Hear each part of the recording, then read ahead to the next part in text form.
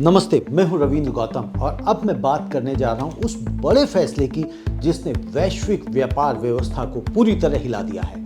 America के राष्ट्रपति Donald Trump को सुप्रीम कोर्ट से बड़ा झटका लगा है, लेकिन कहानी यहीं खत्म नहीं होती। कोर्ट के फैसले के कुछ ही घंटों बाद ट्रंप ने एक नया आदेश जारी कर पूरी दुनिया पर 10% का ग्लोबल टैरिफ लागू कर दिया। तो सवाल है, क्या कोर्ट का फैसला बेअसर हो गया?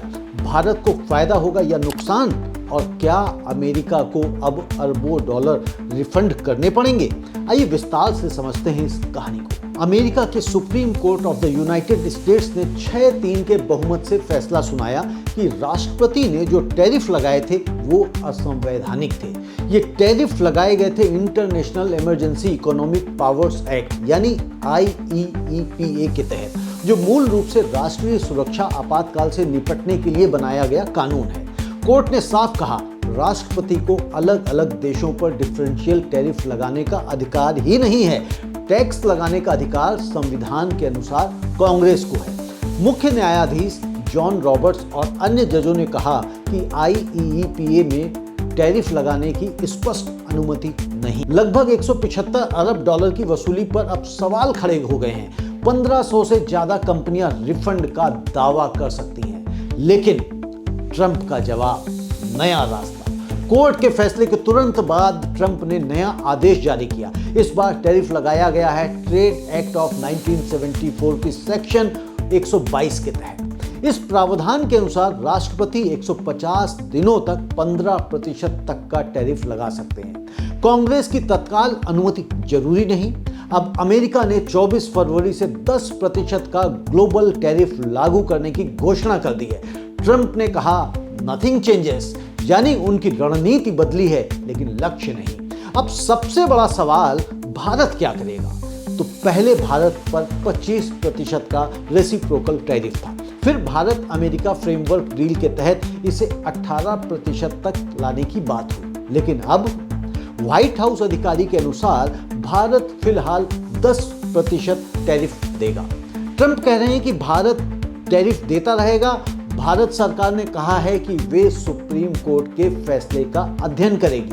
अब यहाँ पे 3 संभावनाएं निकल कर आती हैं। संभावना नंबर 1, भारत 10% बेसलाइन टैरिफ स्वीकार करे। संभावना नंबर 2, पहले हुए 18% फ्रेमवर्क डील पर पुनर्विचार करे। और संभावना नंबर 3, अगर IEEPA के तहत टैरिफ अवैध है तो 0% का दावा करे। विशेषज्ञों के अनुसार भारतीय निर्यातकों को तत्काल राहत मिल सकती है, खासकर टेक्सटाइल इंजीनियरिंग और ऑटो सेक्टर में। वैश्विक प्रतिक्रिया की अगर हम बात करें तो फ्रांस के मैक्रोन ने कहा, लोकतंत्र में शक्ति पर नियंत्रण जरूरी है। न्यूयॉर्क के सीनेटर ने इसे अमेरिकी उपभोक्ताओं की जीत बताया। जापान, दक्षिण कोरिया और ताइवान ने कहा कि वे स्थिति का अध्ययन करेंगे।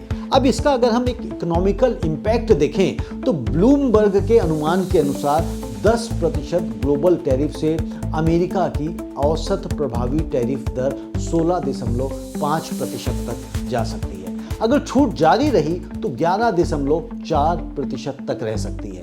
कुछ सेक्टरों को छूट दी गई है, दवाइयाँ, कुछ कृषि उत्पाद, ऊर्जा उत्पाद, ऑटोमोबाइल, सूचना सामग्री। तो यह संकेत देता है कि अमेरिका संतुलन बनाने की कोशिश कर रहा है, लेकिन बड़ा सवाल यह है कि क्या अमेरिका को रिफंड करना पड़ेगा? यदि IEEPA के तहत वसूले गए टैरिफ अवैध माने जाते हैं तो अरबों डॉलर रिफंड का खतरा, बड़े पैमाने पर मुकदमे, प्रशासनिक जटिलता, यह अमेरिका के लिए राजनीतिक और आर्थिक दोनों मोर्चों पर चुनौती है। भारत के लिए रणनीतिक अवसर, यह स्थिति भारत के लिए 3 अवसर भी खोलती है। अमेरिका के साथ बेहतर सौदेबाजी, निर्यात प्रतिस्पर्धा में बढ़त, वैकल्पिक बाजारों की ओर झुकाव। यदि 10% सभी देशों पर समान रूप से लागू होता है तो भारत को सापेक्ष नुकसान नहीं होगा, बल्कि कुछ मामलों में प्रतिस्पर्धी बढ़त मिल सकती है। दोस्तों, यह सिर्फ टैरिफ की कहानी नहीं है, यह अमेरिकी संविधान, कार्यपालिका की शक्ति और वैश्विक व्यापार संतुलन की कहानी है।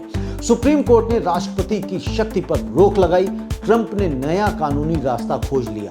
अब असली परीक्षा होगी कि कांग्रेस क्या करती है, भारत कैसे प्रतिक्रिया देता है और क्या अमेरिकी उपभोक्ताओं को राहत मिलती है। आने वाले 150 दिन बेहद निर्णायक होंगे।